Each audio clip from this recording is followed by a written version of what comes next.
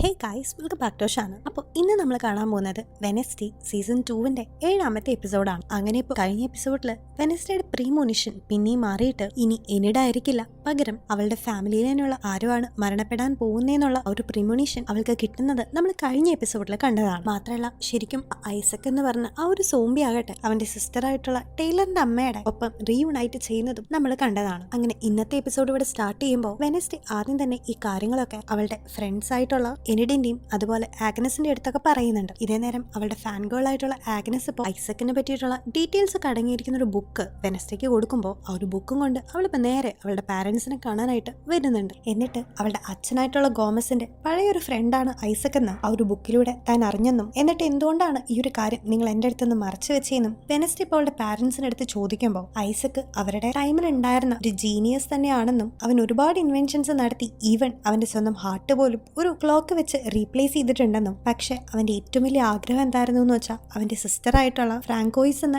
ടൈലറിന്റെ അമ്മയുടെ hide ആവാനായിട്ടുള്ള ability ഒക്കെ എടുത്തു കളഞ്ഞിട്ട് അവൾക്ക് ഒരു നോർമൽ ആയിട്ടുള്ള ലൈഫ് ഉണ്ടാക്കി കൊടുക്കണം എന്നതായിരുന്നു എന്നും ഇപ്പൊ ഗോമസും മോർട്ടീഷ്യയും കൂടിയിട്ട് വെനസ്ഡേയുടെ അടുത്ത് പറയുന്നുണ്ട്. പക്ഷെ ആ നേരത്താണ് സാധാരണ ഔട്ട്കാസ്റ്റുകളുടെ എബിലിറ്റി കളഞ്ഞ് അവരെ നോർമൽ പീപ്പിൾ ആക്കാനായിട്ട് ഐസക് കണ്ടുപിടിച്ചിട്ടുണ്ടായിരുന്ന ആ ഒരു ഇൻവെൻഷൻ അവന്റെ തന്നെ മെന്റർ കൂടിയായിട്ടുണ്ടായിരുന്ന സ്റ്റോൺ ഹേർട്ട് മിസ്യൂസ് ചെയ്തിട്ട് അവന്റെ ഇൻവെൻഷൻസ് ഒക്കെ തട്ടിയെടുക്കാൻ ശ്രമിക്കുകയും അങ്ങനെ അവിടെ ഒരു വലിയ സീൻ ഉണ്ടായിട്ട് പിന്നീട് ഐസക്കിനെ പറ്റി യാതൊരു വിവരവും ഉണ്ടായിരുന്നില്ലെന്നും പക്സ്ലി അന്ന് ആ ഒരു സോംബിനെ പറഞ്ഞയച്ചപ്പോൾ അന്നാണ് അത് ഐസക് ആണെന്നുള്ള കാര്യം തനിക്ക് മനസ്സിലായതെന്നും ഇപ്പൊ ഗോമസ് വെനസ്ഡേനെ പറഞ്ഞ് കൺവിൻസ് ചെയ്യുന്നുണ്ട്. ഇനി ഇതൊക്കെ കേൾക്കുന്ന വെനസ്ഡേ തന്റെ പ്രീമോനിഷൻ ഇപ്പൊ മാറിയിട്ടുണ്ടെന്നും ഇനി കൊല്ലപ്പെടാൻ പോകുന്നത് അവരുടെ തന്നെ ആദംസ് ഫാമിലിയിലുള്ള ആരോ ആണെന്നും അവരുടെ അടുത്ത് പറയാണ്. ഇതേ നേരം തന്നെ നമ്മുടെ എനിഡിനെ ഒരു മ്യൂസിക് ടീച്ചർ കൂടിയിട്ടായിട്ടുള്ള മിസ് കാപ്രി വിളിച്ചുകൊണ്ട് പോയിട്ട് അവളിപ്പോ നന്നായിട്ട് തന്നെ വഴക്ക് പറയുന്നുണ്ട്. കാരണം കഴിഞ്ഞ എപ്പിസോഡിൽ വെനസ്ഡേയുടെയും എനിഡിന്റെയും ബോഡീസ് ഒക്കെ തമ്മിൽ സ്വാപ്പ് ചെയ്ത കാരണം കൊണ്ട് അവൾ നൈറ്റ് മുഴുവൻ പുറത്തായിരുന്നെന്നും, പക്ഷെ ഇപ്പോഴുള്ള അവളുടെ ആ ഒരു കണ്ടീഷൻ വെച്ച് അത് വളരെ ഡേഞ്ചറസ് ആണെന്നും മിസ് കാപ്രി പറയുന്നുണ്ട്. കാരണം എന്താന്ന് വെച്ച് കഴിഞ്ഞാൽ അവളിപ്പോ സാധാരണ ഒരു വേർവോൾഫ് അല്ലെന്നും അതിൽ തന്നെ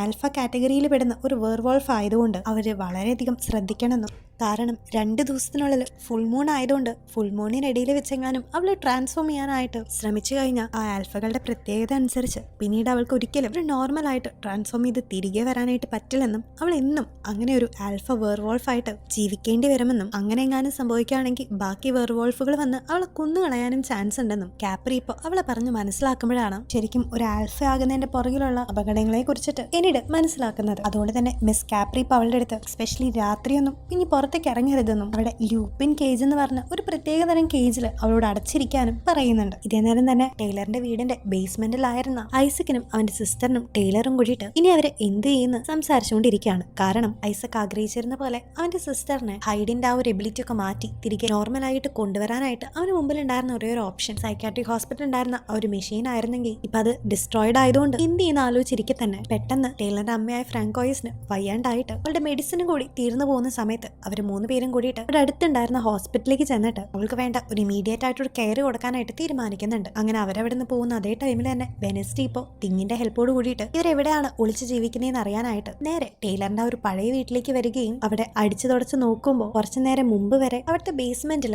അവർ 3 പേരും ഉണ്ടായിരുന്നതായിട്ടും മാത്രമല്ല ടൈലറിന്റെ അമ്മയുടെ ബ്ലഡ് ഒക്കെ പറ്റിയിരിക്കുന്ന ഒരു ടവലും കൂടി കിട്ടുമ്പോൾ ഈ ഹൈഡുകൾക്ക് സാധാരണ ഉണ്ടാകുന്ന പോലുള്ള ഒരു പ്രോബ്ലം അവൾക്കും ഉണ്ടെന്നും അതുകൊണ്ട് അവളെ രക്ഷിക്കാൻ വേണ്ടിയിട്ടാണ് ഐസക് ഇപ്പൊ ശ്രമിച്ചുകൊണ്ടിരിക്കുന്നതെന്നുള്ള കാര്യം വെനസ്ഡേക്ക് ഇപ്പൊ മനസ്സിലാകുന്നുണ്ട്. മാത്രമല്ല അവൾക്ക് അവിടെ നിന്ന് യുണീക്ക് ആയിട്ടുള്ള ബട്ടർഫ്ലൈയും കിട്ടുമ്പോൾ അവൾ അതിനെ കൂട്ടിയിട്ട് പക്സ്ലിയുടെ ഫ്രണ്ട് ആയിട്ടുള്ള യൂജിനെ കാണാനായിട്ട് എത്തുന്നുണ്ട്. അതിനാകട്ടെ എനിമൽസിന്റെ കാര്യങ്ങളൊക്കെ നന്നായി തന്നെ പറയാൻ പറ്റുന്നുണ്ട്. ഈ ബട്ടർഫ്ലൈസിനെ കാണുമ്പോൾ അത് ഡെഡ് ബോഡീസിന് മീതെ ജീവിക്കുന്നവരാണെന്നും അതുകൊണ്ട് ഇത് ഐസക്കിന്റെ ബോഡിയിൽ നിന്ന് ഉണ്ടായി വന്നതാണെന്നും ഇവര് ഐസക്കിന്റെ അടുത്തേക്ക് തന്നെ തിരിച്ചു പോകുമെന്നും യൂജീൻ പറയുമ്പോൾ അവന്റെ ആ ഒരു ലൊക്കേഷൻ ട്രാക്ക് ചെയ്യുന്നതിന് വേണ്ടിയിട്ട് ഈ ഒരു ബട്ടർഫ്ലൈസിനെ യൂസ് ചെയ്യാനായിട്ട് വെനസ്ഡേ തീരുമാനിച്ച് അവറ്റങ്ങളെ പറത്തി കളയുന്നുണ്ട്. ഇങ്ങനെ ഇതിനൊക്കെ ശേഷം വെനസ്ഡേ അവളുടെ റൂമിലേക്ക് എത്തുമ്പോൾ അവിടെ അവൾ അവളുടെ മുത്തശ്ശീനെ കാണുന്നുണ്ട്. മുത്തശ്ശിയാകട്ടെ താനിപ്പോൾ അവളുടെ പ്രിൻസിപ്പൾ ആയിട്ടുള്ള ഡോർട്ടിനെ കാണാനായിട്ട് വന്നിരിക്കുന്നതാണെന്നും അവനാകട്ടെ എന്റെ പേരിൽ വലിയൊരു ഫൗണ്ടേഷൻ തന്നെ ഇവിടെ തുടങ്ങുന്നു, പക്ഷെ അതിന് പകരമായിട്ട് ഞാൻ എന്റെ സ്വത്തുക്കളിൽ കുറച്ച് നെവർമോറിനായിട്ട് എഴുതി കൊടുക്കണമെന്നാണ് അവൻ പറഞ്ഞിരിക്കുന്നതെന്നും അതെന്തായാലും നടക്കാൻ പോണില്ലെന്നും, പക്ഷെ അവൻ എത്രമാത്രമാണ് എനിക്ക് വേണ്ടി റെഡിയാക്കി വെച്ചിരിക്കുന്നതെന്ന് കാണാനാണ് താൻ ഇവിടെ എത്തിയിരിക്കുന്നതെന്നും അവളുടെ മുത്തശ്ശി ഇപ്പോൾ വെനസ്ഡേയുടെ അടുത്ത് പറഞ്ഞ് പിന്നീട് നേരെ ഡോർട്ടിനെ കാണാനായിട്ട് ചെല്ലുന്നുണ്ട്. ഇങ്ങനെ പിന്നീട് ഡോർട്ട് അവന്റെ മാസ്റ്റർ പ്ലാൻ ഇപ്പോൾ വെനസ്ഡേയുടെ മുത്തശ്ശിക്ക് പറഞ്ഞു കൊടുത്ത്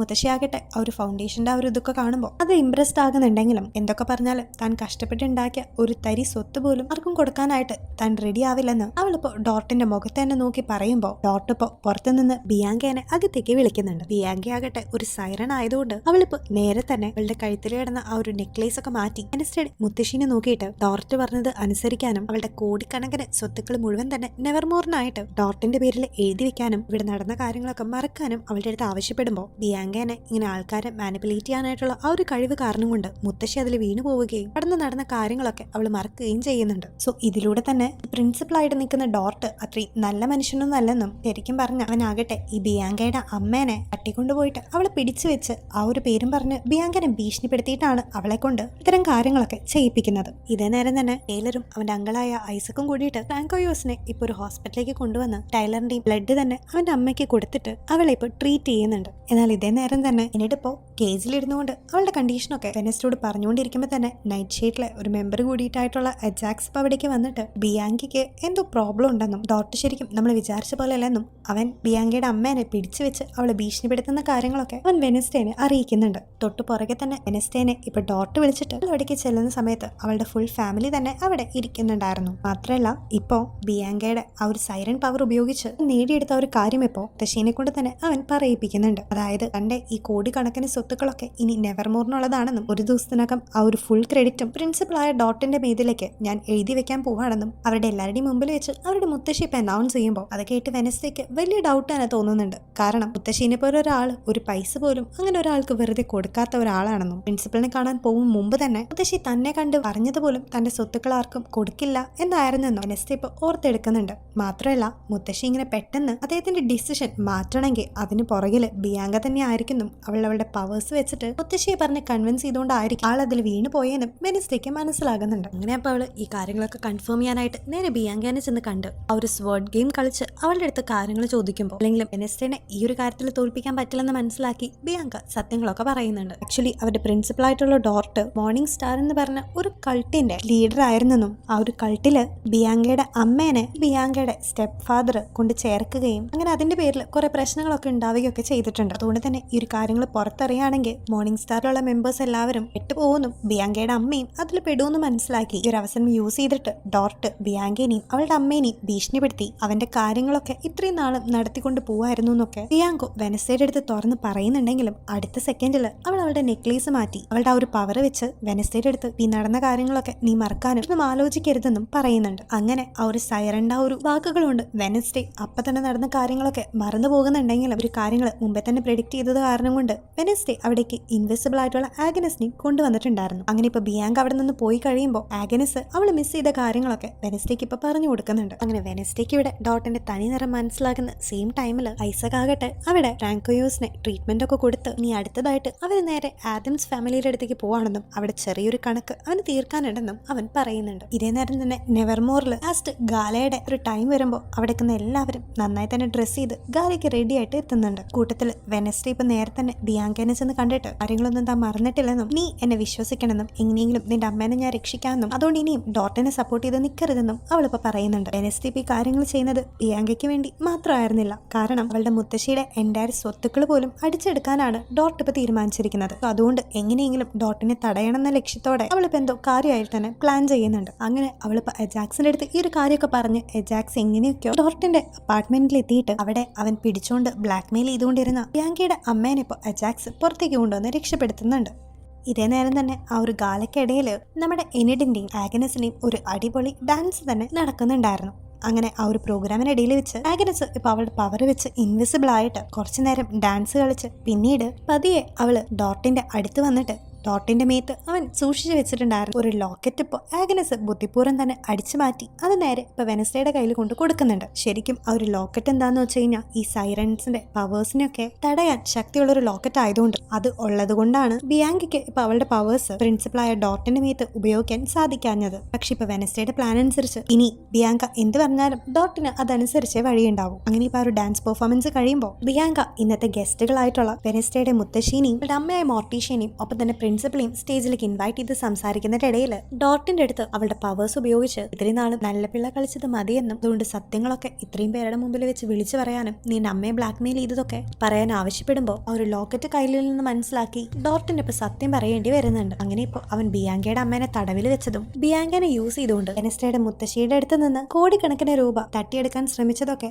ഇപ്പോ ഡോർട്ട് തന്നെ ബിയാങ്കയുടെ പവറിൽ നിന്നുകൊണ്ട് എല്ലാവരുടെയും മുമ്പിൽ വെച്ച് തുറന്ന് പറയുന്നുണ്ട്. അങ്ങനെ പറഞ്ഞു കഴിയുമ്പോഴാണ് അവന് ബോധോദയം ഉണ്ടായിട്ട് അവനിപ്പോ നേരെ ബിയാങ്കനെ അറ്റാക്ക് ചെയ്യാനായിട്ട് ശ്രമിക്കുമ്പോൾ ബാക്കിൽ നിന്ന് വരുന്ന അജാക്സ് അവന്റെ ക്യാപ്പ് മാറ്റുമ്പോൾ അജാക്സിന്റെ ആ ഒരു പവർ വെച്ചിട്ട് അവനിപ്പോ ഡോർട്ടിനെ ഒരു സ്റ്റാച്യു കണക്കിന് മാറ്റുന്നുണ്ട്. ഇതേ നേരം തന്നെ മുകളിൽ ഉണ്ടായിരുന്ന ഒരു ലൈറ്റ് ഇപ്പോ നേരെ ഒരു സ്റ്റാച്യുവിന് മീതേക്ക് വീണിട്ട് ഓൺ ദ സ്പോട്ടിൽ തന്നെ ഡോർട്ട് ഇപ്പോ ഇല്ലാതായി പോകുന്നുണ്ട്. എന്നാൽ ഇതേ നേരം തന്നെ ഇവിടെ നടക്കുന്ന കാര്യങ്ങൾക്കൊന്നും യാതൊരു ഇൻട്രസ്റ്റും ഇല്ലാണ്ട് കാട്ടില് ഒറ്റയ്ക്കിരിക്കുന്ന പക്സിയുടെ അടുത്തേക്ക് ഇപ്പോ ആ ഒരു സോംബി ആയിട്ടുള്ള ഐസക്ക് വന്നിട്ട് അവന്റെ അടുത്ത് സോറിയും പറഞ്ഞ് അവനിപ്പോ നേരെ പിടിച്ചുകൊണ്ട് പോകുന്നുണ്ട്. ഇതേ നേരം തന്നെ നെവർമോറിൽ കാര്യങ്ങളൊക്കെ ഭംഗിയായിട്ട് കഴിഞ്ഞെങ്കിലും പക്സ്ലി ഇപ്പൊ മിസ്സിംഗ് ആണെന്നുള്ള കാര്യം അറിഞ്ഞിട്ട് വെനസ്ഡേയും ആനിമൽസിനെ പറ്റിയിട്ടൊക്കെ അറിവുള്ള പക്സ്ലിയുടെ ഫ്രണ്ട് ആയിട്ടുള്ള യൂജിനും കൂടിയിട്ട് അവനെ തേടി വരുമ്പോൾ ഒരു കാട്ടില് നമ്മൾ നേരത്തെ കണ്ട ഒരു ബട്ടർഫ്ലൈനെ കാണുമ്പോൾ ഐസക്ക് അവിടെ എത്തിയിട്ടുണ്ടെന്നും അവൻ തന്നെയാണ് പക്സ്ലിയെ പിടിച്ചുകൊണ്ട് പോയെന്നും വെനസ്ഡേക്ക് മനസ്സിലാകുന്നുണ്ട്. അങ്ങനെ ഈ ഒരു സീനും കാണിച്ച് ഇന്നത്തെ എപ്പിസോഡ് ഇവിടെ എൻഡ് ആണ്. സോ ഗൈസ്, വെനസ്ഡേയുടെ പ്രീമോണിഷനിൽ അവൾ കണ്ടതുപോലെ ആദംസ് ഫാമിലിയിലെ ഒരാള് മരണപ്പെടാൻ പോകുന്നുണ്ട്. ഇപ്പതാ പക്സ്ലിനെ ഐസക് ഓൾറെഡി അവന്റെ കസ്റ്റഡിയിൽ വെച്ച കാരണം കൊണ്ട് ഇനി ഒരു പക്ഷെ അത് പക്സ്ലി തന്നെ ആയിരിക്കും. മാത്രമല്ല എന്തിനായിരിക്കും അവനിങ്ങനെ ആദംസ് ഫാമിലിനെ ടാർഗറ്റ് ചെയ്യുന്നതൊക്കെ അടുത്ത നമ്മുടെ ഫൈനൽ എപ്പിസോഡിൽ കൂടെ നമുക്ക് കാണാം. അപ്പോൾ ഈ ഒരു വീഡിയോ ഒക്കെ ഇഷ്ടപ്പെടുകയാണെങ്കിൽ ഞങ്ങളുടെ ചാനൽ സബ്സ്ക്രൈബ് ചെയ്യാനും വീഡിയോ ലൈക്ക് ചെയ്യാനും ആരും തന്നെ മറക്കരുത്. അപ്പോൾ ഇതിന്റെ നെക്സ്റ്റ് ഫൈനൽ എപ്പിസോഡായിട്ട് നാളെ വീണ്ടും കാണാം. അപ്പോൾ till then take care and by.